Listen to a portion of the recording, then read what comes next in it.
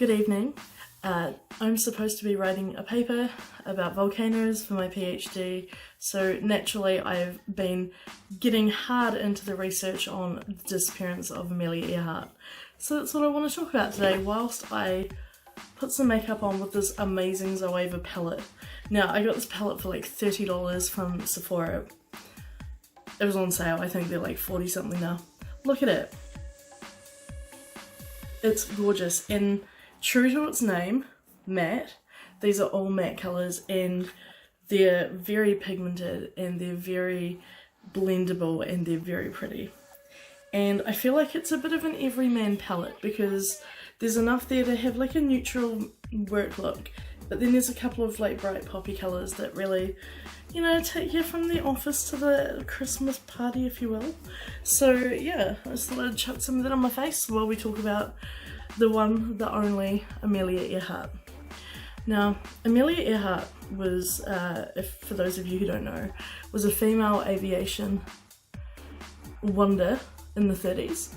She was the first woman to fly solo across the Atlantic, second person ever to do it, so the first was Charles Lindbergh. In 1937, she was attempting to become the first woman to circumnavigate the globe solo.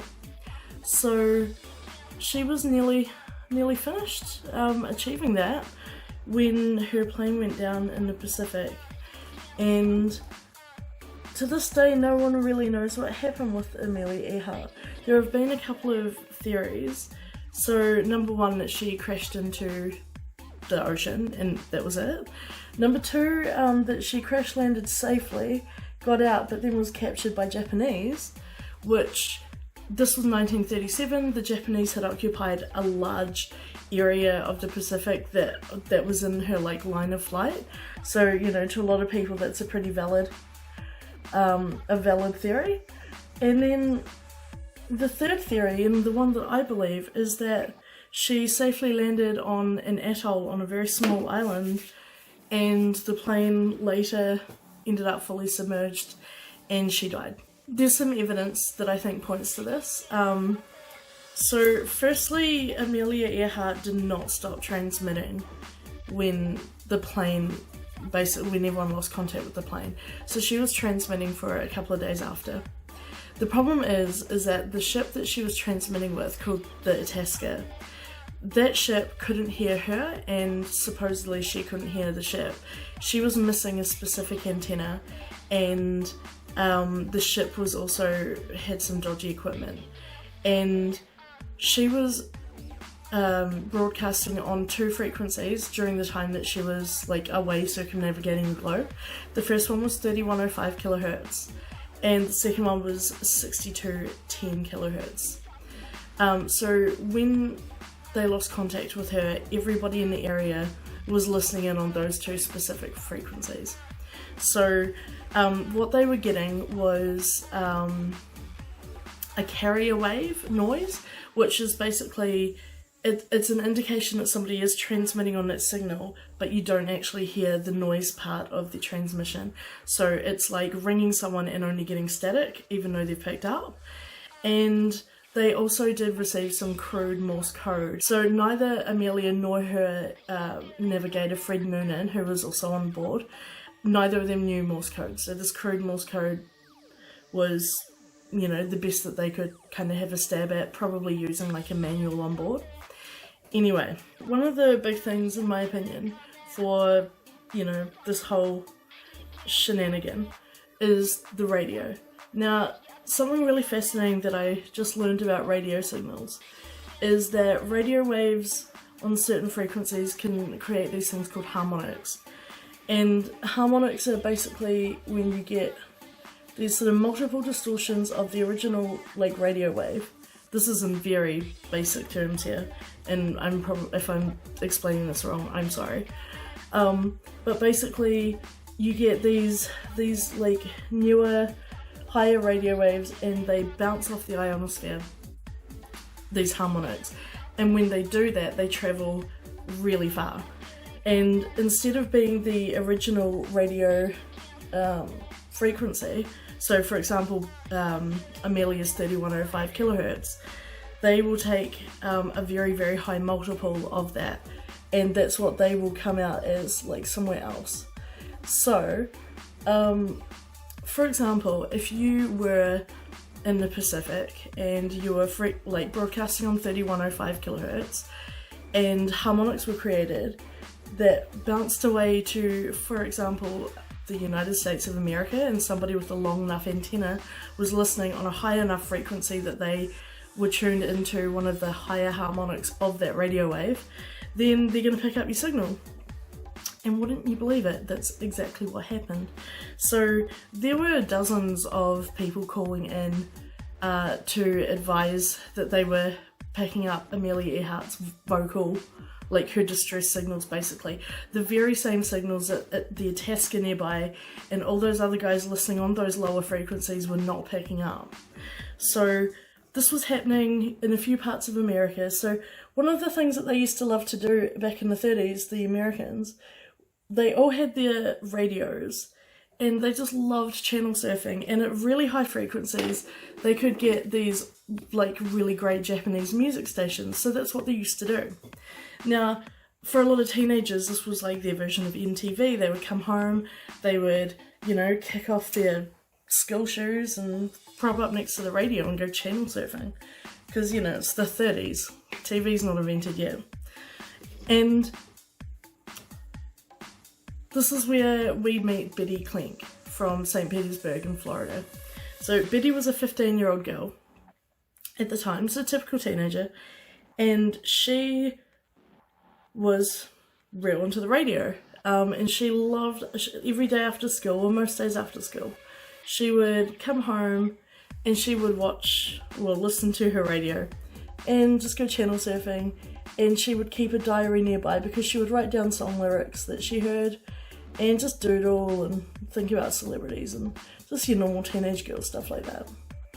So one day in early July of 1937, Betty was doing that exact same thing. She was twiddling her dial, tuning into stuff, and she heard a woman's voice. This is Amelia Earhart. This is Amelia Earhart. This is Amelia Putnam, which is Amelia Earhart's married name. She married George Putnam, but flew under Amelia Earhart. Anyway, so Betty had her diary there. She started making notes. The transmission was coming in intermittently for like 3 hours. She called her dad in to listen to it. He ran over to the neighbours to see if the neighbours were picking it up, but they weren't, because Betty's dad had actually installed a giant long antenna that reached all the way out into the street. So they had the largest, I guess, like radio receiver signal in the neighbourhood. And so they were the only people on their block that got those signals. So they listened. Betty noted down everything she heard. One of the things with these harmonics that bounce off the ionosphere is that they do tend to give a pretty distorted and patchy kind of signal. So, you know, things were like fading in and out. But basically, the gist of what Betty heard was Amelia Earhart calling in with distress, saying that her navigator Fred was really badly injured. He had a head injury, and Betty could hear them arguing.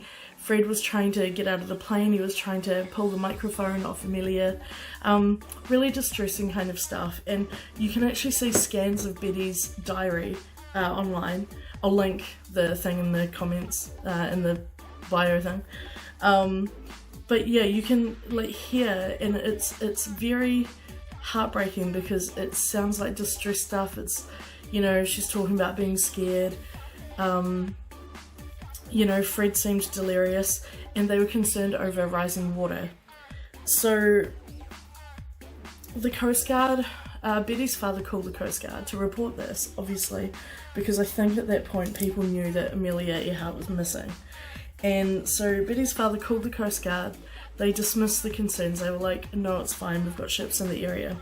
And they said the same thing to like everybody else who heard these transmissions and called in. So that's all well and good. Anyway, one of the things that Betty's notebooks had was that Amelia Earhart kept saying New York City, New York City, which is kind of weird, don't you think? Why would you say that? Turns out that there's a very small atoll in the area pretty much triangulated where the plane was thought to have gone down. And this atoll was called, it's now called Nikumaroro, but it was called Gardner Island. And it's in the Phoenix Islands, and that's where all the signals were coming from. Now, this island is interesting because on that island is a shipwreck, and the name of the ship is Norwich City. So if you're listening from a harmonic bounced off the ionosphere, and it's patchy and someone keeps saying New York City, it's possible that she was actually saying Norwich City to describe the only thing that she could see to, like, give her any clue of where she was, because, you know, they have records of shipwrecks. So I don't know why, but for me that particular part of the story is really heartbreaking. I don't know, it's very vivid to think about. So they've actually gone and had a look at Nikumaroro, and they've done some archaeological work there, and they've uncovered some interesting stuff. So they found a sheet of metal that initially when they looked at it they said no, this is not from a Lockheed Electra, which was Earhart's plane model. But then later, like a few decades later, they realised that it actually perfectly matched the sheet that there was a window on the Lockheed that got patched over, and this was a perfect match for that sheet. They also found evidence of a campsite and some hunting and gathering. They found a women's compact and like a hand lotion bottle. So, you know, very much evidence that there was like a Western woman on the island at that time. And also a few years after she went missing, some bones were found on the island. But at the time, whoever looked at them, they weren't thinking to look for Earhart there. So the bones didn't really get like given due course of action. They weren't looked after properly and they've like since vanished now. But the doctor who looked at them said, no, that's a Polynesian man. But later, a British doctor went through this previous doctor's notes and like images and stuff, and he updated the report and said, no, it actually looks like a Western female.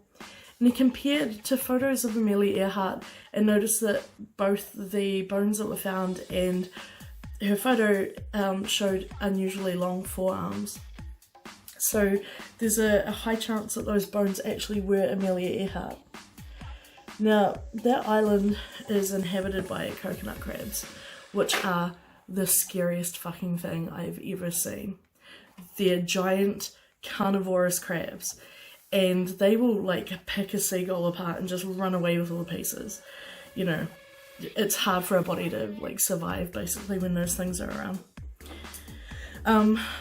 Also, a photo taken in 1938 of Nikumaroro actually shows what looks like a landing gear of a Lockheed Electra sticking out of the water. So where they landed and where the plane was, it sounds like it was a very tidal scenario. And the distress that Amelia Earhart was exhibiting, you know, talking about the concern with the water rising, was that basically they were subject to tides, and slowly I think the plane was becoming waterlogged with each like tidal cycle. Now, to transmit messages using a two-way radio, which is what they were using, you need to have an engine going, which you can only do when the engine is not underwater, which would be explaining why she was only transmitting at certain times. And talking about the water level rising. So they weren't in danger of drowning, they were able to be on land. They were obviously getting into the plane just to transmit. So yeah, they weren't worried about drowning, they were just worried about the plane being completely submerged and sunk down the continental shelf to the point where they'd no longer be able to use the radio, because that's their last link to the outside world. And they didn't know if people were listening or if they weren't, or what was going to happen. On July 5th, from July 5th onwards, the transmissions that were received and heard from like different harmonic listeners and stuff, they became a lot more concerned with water. So one of the reports that came in said that they were taking on water, can't hold on much longer, so it sounds like the plane might have sank. So I think that's what happened to poor Amelia Earhart. And if you look up Betty's diary, there's a website, TIGHAR. Basically they're the ones that have dedicated time and resources to like trying to find Amelia Earhart, or like at least the missing craft and stuff like that. So if you go onto their website, Betty has let them scan her diary, and I find it really heartbreaking. Some of the broken conversation that she's noted down between Amelia and Fred is just, I mean, it must be so scary. You've crashed your plane, your only other companion. So this is in the 1937, you're a 39-year-old woman, she's like my age, and her only other companion has sustained a head injury. He's not with it, he's gone completely delirious, and you're in a place with no fresh water, it's hot, it's the middle of the Pacific, and you're not hearing from anyone. All you can do is desperately transmit your signals out. And wait and hope. And I don't know why, this is a mystery that's always fascinated me. And I've only started really researching it recently because, you know, I'm procrastinating doing actual work. So yeah, that is the mystery disappearance of Amelia Earhart. The Zoeva Matte palette. I love this palette. These are wonderful, rich matte colours. They're just stunning. All I really used was, I think, transition. I used the orange for my lids, just lightly. I used the red, a little bit of the burgundy, but not much. And every time I wear this, it stays on all day. It's amazing. And I just feel like I'm ready to tackle the world. Anyway, spare a thought for Amelia Earhart and Fred Noonan, and their last days desperately trying to transmit out from that little atoll. It's pretty awful.